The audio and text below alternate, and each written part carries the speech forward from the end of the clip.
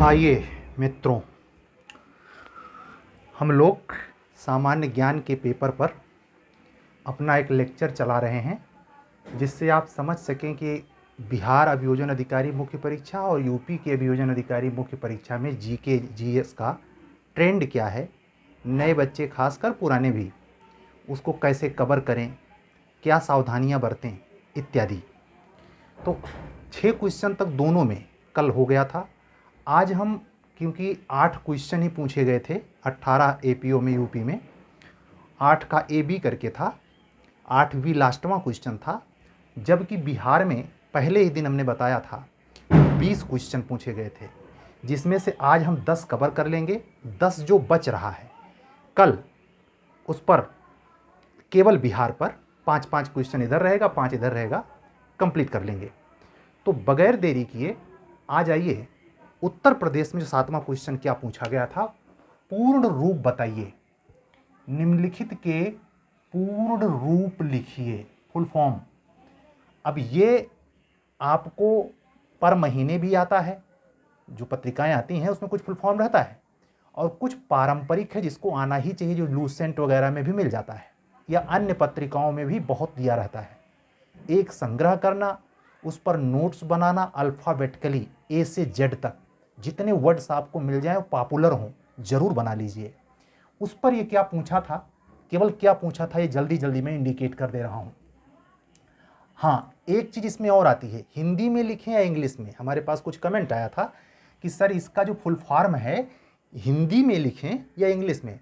ये अभियोजन अधिकारी उत्तर प्रदेश की जहां तक की बात है, परीक्षा में फुल फॉर्म लिखने के लिए आपको छूट है। क्या आप ITU जैसे लिखा है, हिंदी में लिखा है ना ITU, ऐसे ही आप इसका फुल फॉर्म भी हिंदी में लिख सकते हैं। इंग्लिश का एक वर्ड लिखने की जरूरत नहीं है। लेकिन हिंदी मीडियम वाले बच्चे जरा सावधान रहें, अभी बताता हूं आगे। ये भी देखिए, जैसे GIAN का फुल फॉर्म लिखना है तो ये हिंदी में लिखा हुआ, मैं जानबूझ के हिंदी में ही लिखा हूं जबकि पेपर में इंग्लिश में मौजूद है। लेकिन IOM, ठीक है, IOM इसका फुल फॉर्म लिखना है, ASHA इसका फुल फॉर्म लिखना है। लेकिन अब देखिए हिंदी मीडियम वाले कहाँ धक्का खा जाएंगे, कहाँ धोखा खा जाएंगे अगर हिंदी मात्र पे ही बेस रहेंगे। ध्यान दीजिए, यहां हिंदी में तो लिखा है पाक्सो और यहां इंग्लिश में बाकायदे स्पेलिंग मेंशन है, तो इसका फुल फॉर्म बनाने वाला सुविधा में रहेगा इंग्लिश वाला। इंग्लिश वाले को इसमें कोई दिक्कत नहीं आने वाली, लेकिन हिंदी वाला इस शब्द से परेशान हो जाएगा और कोई शब्द का फुल फॉर्म शायद ना कर पाए। तो क्या सलाह है हिंदी मीडियम वालों को, उसका इंग्लिश वर्जन भी देख लें, भले ही आप इसी तरीके से हिंदी में ही फुल फॉर्म लिखें। एक चीज क्लियर कर दूं, हिंदी में फुल फॉर्म लिखने से नंबर बिल्कुल नहीं कटता, बशर्ते वो सही होना चाहिए। यही जो सावधानी बताया कि ऐसे पेपर में देखिए पाक्सो, इसको ऐसे लिख के भी तो दे सकता P.O अपर ओक मात्रा O S डॉट ऐसे, लेकिन क्या लिखा, शार्ट में लिख दिया। ये पेपर वाले को नहीं पता कि हिंदी वाले पे क्या गुजरेगी। और लिखा भी होता है सूचना में पहले पेज पर और आखिरी पर कि वर्जन अंग्रेजी मान्य होगा किसी विवाद पर। तो आप ध्यान रखिए, अंग्रेजी वाले हमेशा लाभ में रहते हैं। इसी पॉइंट से हिंदी वाले माध्यम के स्टूडेंट को फुल फॉर्म में इसकी सावधानी बरतनी चाहिए, इंग्लिश वर्जन भी देख करके ही फुल फॉर्म लिखना चाहिए। अगला था NCST, NCLT, ST। फिर देखिए, फिर एक शब्द आया, मैं क्यों कह रहा हूं, ये देखिए सार्स आया। अगर सार्स लिख करके अंग्रेजी वर्जन पे आप ध्यान नहीं देंगे तो धोखे में पड़ सकते हैं। इंग्लिश वाले को कोई दिक्कत नहीं है, SARS क्लियर है, उसका फुल फॉर्म लिखना है। एसोचम ऐसे लिखा हुआ है और इतनी बड़ी स्पेलिंग है, अगर इस पर आप ध्यान नहीं देगा हिंदी मीडियम वाला बच्चा तो इसको मात्र पढ़ने से, एसोचेम मात्र पढ़ने से फुल फॉर्म में वो कोई वर्ड का डिफिनीशन या डिस्क्रिप्टिव करने में वो चूक जाएगा और गलत हो जाएगा उसका फुल फॉर्म। यूनेस्को ये बहुत प्रचलित नाम है, लेकिन फिर भी आप इंग्लिश वर्जन और FSSAI मतलब सीधा सा है, 10 नंबर का सवाल था, 10 पूछा गया था, हर पे 1 नंबर था। हिंदी मीडियम वाले बच्चे को हिंदी में डिफिनीशन करने में कोई दिक्कत नहीं, फुल फॉर्म लिखने में, लेकिन इंग्लिश वर्जन पेपर का देख के ही करे। ठीक, आइए अगले पर। क्वेश्चन नंबर 8, निम्नलिखित व्यक्ति किस क्षेत्र में प्रसिद्ध हुए? किस क्षेत्र में प्रसिद्धि इनको मिली? अब देखिए, इसमें दो प्रकार के नाम हो सकते हैं। एक जो साल भर में खूब चर्चा में आ गए हैं, एक ऐसे भी हो सकते हैं पुराने लेकिन ख्याति लब्ध। तो ध्यान दीजिए, क्या सौम्या स्वामीनाथन, ये आप ध्यान दीजिए पेपर 2018 का है, तो उस अकॉर्डिंग साल भर के 1.5 साल के अंदर जो चर्चा में थे उनके नाम इसमें आएंगे। पिनाकी चंद्र घोष, बहुत बड़ा नाम, चीफ बनाया गया है। किसका आयुक्त बनाया गया है मैं डाट छोड़ता हूं, नहीं बताऊंगा। हिमा दास, ढिंग एक्सप्रेस, इसको इतनी दफे पूछा गया है 2 साल के अंदर, 2018 एचजेएस में, तीनों साल पूछा 1 नंबर जीएस में। एथलेटिक्स है, रेसर हैं ये, और इस समय तो असम की एसपी या डीवाईएसपी में क्लियर नहीं हूं, आईपीएस अफसर बनाई गई है। हिमा दास भारत के एथलेटिक्स में ये बहुत बड़ा नाम है, महिला खिलाड़ी, ठीक है, उड़ीसा की रहने वाली हैं, ढिंग एक्सप्रेस के नाम से, क्योंकि ढिंग एक्सप्रेस वहां चलती है इसलिए इनका एक उपनाम है ढिंग एक्सप्रेस। नोट कर लीजिए। मोहाना सिंह चर्चा में थे उस समय 18 में। अभिनंदन वर्धमान, कौन इनको नहीं जानता। जब मोदी जी ने स्ट्राइक किया था तो ये एक अपना एयरफोर्स का जवान पाकिस्तान वालों ने पकड़ लिया था, इमरान खान वहाँ के प्रधानमंत्री थे, बहुत दबाव पड़ने पर उन्होंने रिहा किया था, उन्हीं अभिनंदन वर्धमान को पूछा गया है। और हाँ, एक सावधानी यहाँ बता दूँ, यहाँ आपको 5 नंबर का ये क्वेश्चन पूछा गया है, बच्चे पूछ सकते हैं इसमें कितना, केवल ये बताएं मुश्किल से 1.5 वाक्य में क्यों प्रसिद्ध है, बस क्यों। आपको 5 एक सवाल पे 1 नंबर है और इसमें कोई शब्द सीमा नहीं है, तो अपने समय को यहाँ बचाएं, बहुत ज़्यादा इसके विवेचना में ना पड़े कि इसका नोट्स बनाए थे तो सभी लिख डाल रहे हैं, इससे नुकसान आपका होगा और आने वाला या पीछे का क्वेश्चन जो जहाँ समय ज़्यादा देना चाहिए था नहीं दे पाएंगे और उल्लू बन जाएंगे। फिर यहाँ ध्यान दीजिए, अगला 8वें का भी ये आखिरी सवाल था, निम्नलिखित में से क्या अभिप्राय है, मतलब पूछा जा रहा है।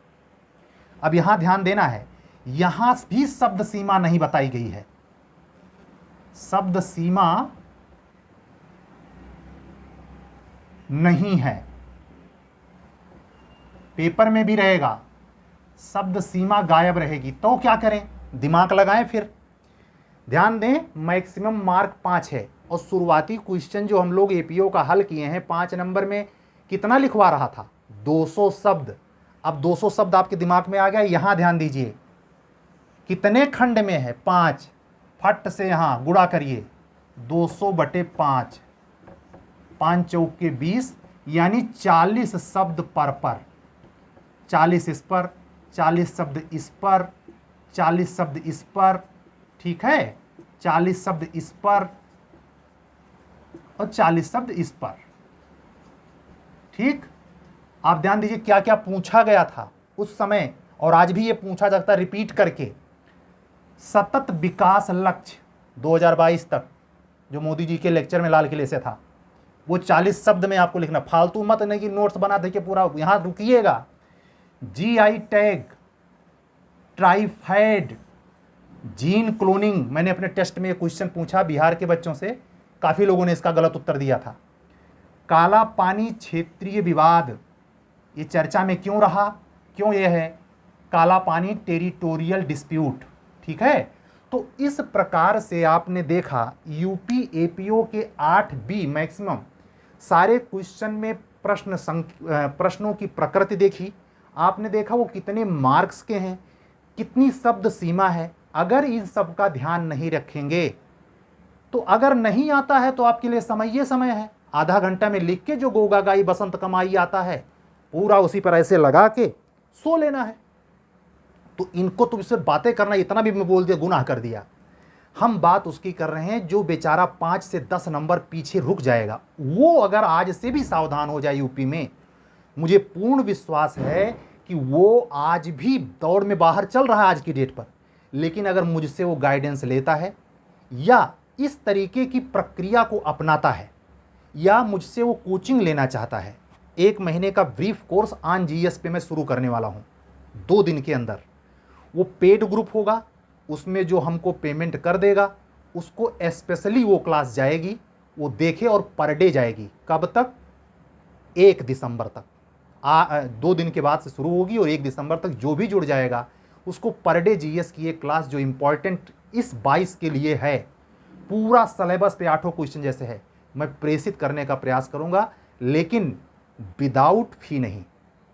तो जिसको इस पर क्लास लेना हो, 1 महीने का ब्रीफ कोर्स अपने पास रखना हो, हमेशा काम आएगा, वो जुड़ सकता है। व्हाट्सअप मैसेज 7705090393 पर करके हमसे कनेक्ट हो सकता है। ठीक है, हमारे पास फ़ोन आए हैं बच्चों के, उन्होंने मांग की कि सर आप इतना बेहतरीन समझा रहे हैं, हम लोगों को जीएस नहीं पढ़ा सकते। हमने कहा आप लोग तैयार हो, हम ऐसा कर सकते हैं। तो हमने ये सोचा है कि 1 दिसंबर तक, 4-5 को आपका पेपर है, 3 दिन पहले छोड़ दूंगा, आपको पर डे मेरे द्वारा इम्पोर्टेंट क्या है, हर क्वेश्चन, लॉन्ग वाला, शार्ट वाला, टिप्पणी वाला, फुल फॉर्म वाला, सारा मेरी कोशिश होगी वो बच्चा जो भी दौड़ से बाहर है वो दौड़ के अंदर आ जाए। तो ये तो रहा यूपी।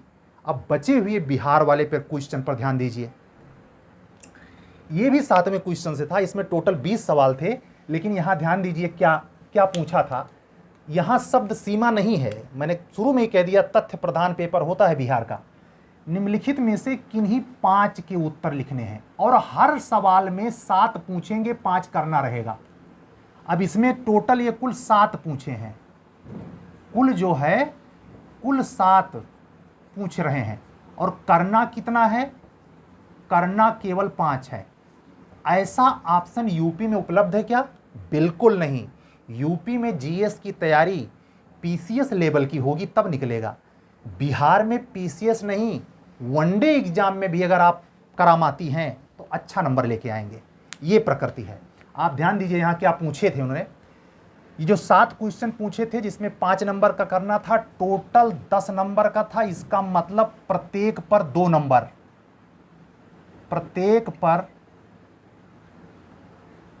2 नंबर थे। क्या पूछा? राजेंद्र कुमार से सवाल आया है, राजेंद्र सिंह नाम है, बहुत बड़ा नाम। भारत के जल पुरुष, भारत के जल पुरुष, वाटरमैन के नाम से कौन जाना जाता है? राजेंद्र सिंह। और क्यों? दैनिक जागरण में इनके हर बार पर्यावरण मुद्दे पर, नदियों के, सागर पर, जल पर बहुत बड़े पर्यावरणविद हैं ये। पता होगा जिसको वो जान जाएगा, नहीं पता होगा तो पता करिए। स्टैच्यू ऑफ यूनिटी का शिलान्यास कब कब कब तथा किसके द्वारा किया गया था? ये कब से पता चल रहा है कि क्वेश्चन करंट बेस्ड है। जो भी तैयारी आप करेंगे, कोई उद्घाटन हुआ है, बड़ी मूर्ति है, जैसे अभी साउथ इंडिया में रामानुजम, उसकी वैष्णव धर्मावलंबी बहुत बड़ी प्रतिमा का अनावरण, राजस्थान में बहुत बड़ी प्रतिमा का अनावरण, लगातार मोदी जी प्रतिमा का अनावरण कर रहे हैं।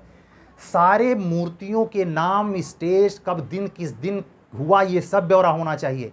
उसमें से क्या पूछ लेंगे कुछ कह नहीं सकते। जैसे इन्होंने कब भी पूछा है, यानी ये 2 नंबर पाने के लिए जब आप बताएंगे कि स्टैच्यू ऑफ यूनिटी का शिलान्यास कब जब हुआ तब आपको 1 नंबर मिल जाएगा, और फिर जब बताएंगे किसके द्वारा तो सबसे क्लियर है, नरेंद्र दामोदर दास मोदी ने उद्घाटन किया था। तो ये दूसरा तो, लेकिन ये कब वाला याद करना थोड़ा टिपिकल रहता है, ये तथ्य टिकता नहीं दिमाग में। तो उसको आपको लिख के जब नोट्सवा साल भर का बनाए रहेंगे तो वही तो काम आएगा रामबाण की तरह। कि खाली लेटे लेटे टांग पे टांग पसार के और पत्रिका पढ़ने से आ जाएगा वाजिद अली शाह की तरह। एक चीज बता दें, सुस्ती और आरामदेह, वो पुरानी वैदिक श्लोक है कि सुखार्थिनो कुतः विद्या, सुख चाहने वाले को विद्या नहीं मिलती, और जो वास्तव में विद्यार्थी होगा वो सुख का परित्याग कर देता है। और जो इलाहाबाद में पेट बढ़ता है ना, दाल भात चोखा खा के, ऐसे हर स्टेट की कहानी है। आपको अगर पढ़ के कुछ बनना है तो तपस्या करनी पड़ेगी। यहां ध्यान दीजिए, अगला MSME अवार्ड क्या है? सोचिए इस अवार्ड को, ये जो पूछा जा रहा है MSME, इसका केवल ये पूछ रहा है ये अवार्ड क्या है। 2 नंबर में हमेशा ध्यान रहे कि किस पे क्या कर रहे हैं, वो आपको लिखना है। ई नेम से क्या तात्पर्य है? ये डिजिटल जमाने की करामात है, बस इतना हिंट कर दे रहा हूं, डिजिटल। जमाने की ये करामात है। ई नेम क्या है बताइए। 2 नंबर में अगला, नेशनल टेस्टिंग एजेंसी की स्थापना किस वर्ष, देखिए याद करने वाली चीज आ गई, नेशनल टेस्टिंग एजेंसी की स्थापना किस वर्ष और क्यों। अब यहां भी नंबर, ये प्रश्न भी 1+1 में डिवाइड है। अगर केवल स्थापना वर्ष बताएंगे तो 1 नंबर, और अगर क्यों स्थापना की गई दोनों बताएंगे तब जाके 2 नंबर मिलेगा। ये नहीं कि बस हम वो करके आए और जल्दीबाजी में छोड़ छाड़ के चले आए, बैठे रहे आधा घंटा तब भी नहीं सही कर पाए। एफ वाला देखिए, जिसमें से कोई 2 आप छोड़ भी सकते हैं, ये भी ऑप्शन यहां है। बीबीपीएटी क्या है, जानते हैं क्या है? ये जब आप वोट देने जाते हैं, तो एक पर्ची निकलती है, उसी को बीबीपीएटी कहते हैं। लेकिन जब पत्रिका पढ़ेंगे तब समझ में आएगा ना, वैसे थोड़े समझ में आएगा। अगर आपको अच्छी तैयारी होगी तो इसका फुल फॉर्म लिख देंगे, बीबीपीएटी का फुल फॉर्म क्या है। 2 नंबर में आपको उत्तर देना है, ठीक है। अब देखिए अगला सवाल, इस पर जरा ध्यान देना, यूपी वाले भी ध्यान दें। जमनालाल बजाज पुरस्कार क्यों दिया जाता है? अक्सर आप पुरस्कार किसको दिया गया ये पढ़ते हैं, किताबें भी इसी प्रकार से सड़ी गली उपलब्ध हैं, लेकिन वो चीजें जो, ध्यान दीजिए, वो चीजें की क्यों दिया जाता है। तो जैसे कोई ध्यानचंद पुरस्कार, अभी राजीव गांधी खेल रत्न पुरस्कार का नाम बदल करके, इतनी बड़ी घटना है आपको पता होना चाहिए, उसने बड़े सबसे बड़ी खेल के दुनिया में पुरस्कार भारत का था राष्ट्रीय, उसका नाम बदल करके मोदी जी ने क्या कर दिया है। और इसमें पूछा क्यों दिया जाता है, तो आप कितने राशि का दिया जाता है, पूरा ब्यौरे वाली पत्रिका से इसको कवर करें। पुरस्कार जो फेमस हैं, जमनालाल बजाज, नोबेल, दादा साहब फाल्के इत्यादि, सारे ब्यौरे हों, केवल ये नहीं किसे दिया गया है। जो पतली सी चिट लेके घटना सार की सोचते हैं हम उखाड़ सपाड़ देंगे, ऐसे नहीं उखड़ेगा। जीएस मेंस अगर निकालना है तो आपको पढ़ना पड़ेगा, और दर महीने पढ़ना पड़ेगा, दर महीने नोट्स बनाने पड़ेंगे, दर महीने सक्रिय रहना पड़ेगा। आराम हराम है, पर चलना पड़ेगा, समझ रहे हैं। आखिरी नहीं, 8वां सवाल देख लें जल्दी से। निम्नलिखित, अब यहां क्लियर हो गया, 7 सवाल क्लियर हो गए, अभी भी 13 सवाल बिहार में बचे हैं। तथ्य प्रधान है लेकिन प्रश्नों की संख्या खूब है, तो समय बराबर लगता है, स्पीड से वहां भी लिखना पड़ता है, लेकिन सावधानी के साथ। निम्नलिखित में से किन्हीं 5 के उत्तर, यहां भी ध्यान दीजिए, निम्नलिखित में से ये 7 दिया है, कुल 7 में से 5 करना है। और मैक्सिमम जो इसका पूर्णांक है, इसमें मैंने पूर्णांक मेंशन नहीं किया है, यकीनन ये 10 नंबर का है। ये भी 10 नंबर का था, एक सवाल पे 2 नंबर थे, नहीं 5 नंबर का, याद आ गया, 5 नंबर का। प्रकृति से ही जान जाएंगे क्यों 5 नंबर का था। केवल पूछ रहा है, 5 के उत्तर दीजिए, केवल एक शब्द में, क्या, किस नगर में भारतीय सुदूर संवेदन संस्थान इसरो का मुख्यालय, ठीक, बंगलुरु, एक ही शब्द तो हुआ, तो इस पर 1 नंबर है। अंतरिक्ष में जाने वाला पहला अंतरिक्ष यात्री, एक ही नाम तो होगा, 1 नंबर। फूलों की घाटी किस राज्य में है? उत्तरांचल की केरल, तय कीजिएगा। उज्जैन क्षिप्रा नदी के तट पर स्थित है, किस नदी के, पूछा गया है उज्जैन किस नदी के तट पर स्थित है। अल्फ्रेड नोबेल किस देश के निवासी थे? स्वीडन। तो आप अगर लूसेंट भी पढ़ते हैं तो बिहार में आपको एक अच्छी पोजीशन पे रखता है, लेकिन बेटर नहीं। बेटर के लिए जितनी मेहनत आप यूपी में कर जाएंगे, यूपी वालों के साथ फायदा क्या है कि अगर यूपी के पैटर्न पे आप जोरदार पढ़ाई करें तो बिहार ऑटोमेटिक आ जाएगा, लेकिन बिहार की तैयारी पर यूपी नहीं सधेगा। तो अगर आप अच्छे व्यक्ति हैं, लंबी सोच के हैं, तो आप यूपी को फोकस करके जीएस की पढ़ाई करेंगे, ऑटोमेटिक बिहार अपने आप कवर हो जाएगा। यहाँ देखिए, हीराकुंड बांध किस नदी पर है? जानते हैं, मशहूर नदी सतलज, उड़ीसा, सतलज नदी, ठीक है। ये पीतल किन धातुओं का मिश्र धातु है? ये साइंस का क्वेश्चन है, केमिस्ट्री से आया है। पीतल किस धातु वाले चैप्टर से। तो आप जब पढ़ेंगे, विज्ञान को पढ़ना पड़ेगा, वहाँ ये नहीं कि हम आर्ट साइड नहीं लिए थे, साइंस साइड नहीं लिए, तो कहाँ कंपटीशन देने आए, यहाँ सब आना चाहिए। 9वां सवाल देखिए, इसमें भी ध्यान देना, कोई 5 करना था 9वें में भी, और टोटल 7 दिया है, कुल 7 दिया। क्या? केवल ये बताना था ये किस राज्य में है, एकदम फैक्ट प्रधान, केवल स्टेट का नाम बताते चले जाइए। झूलती मीनार कहाँ है, वृंदावन गार्डन कहाँ है, सूरजकुंड मेला फरीदाबाद हरियाणा, या वहाँ ये सूरजकुंड मेला लगता है ना, शिल्प मेला।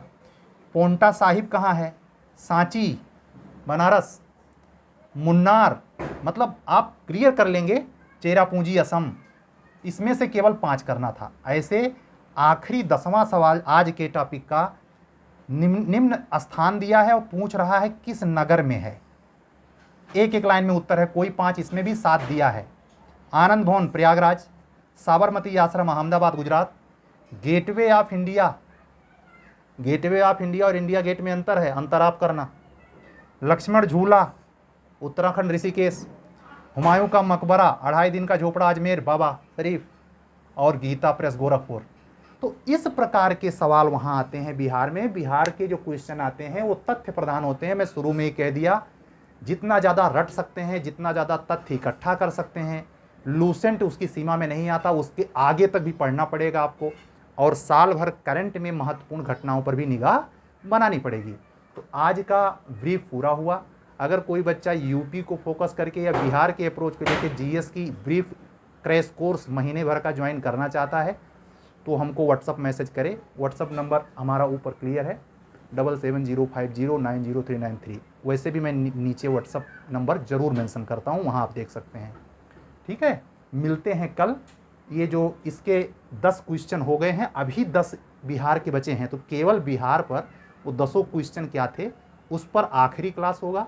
फिर जीएस को, विज्ञान, सामान्य विज्ञान के पेपर को समझाने वाली जो क्लास 4 थी पूरी हो जाएगी। ठीक है, मिलते हैं कल। सत्यमेव जयते।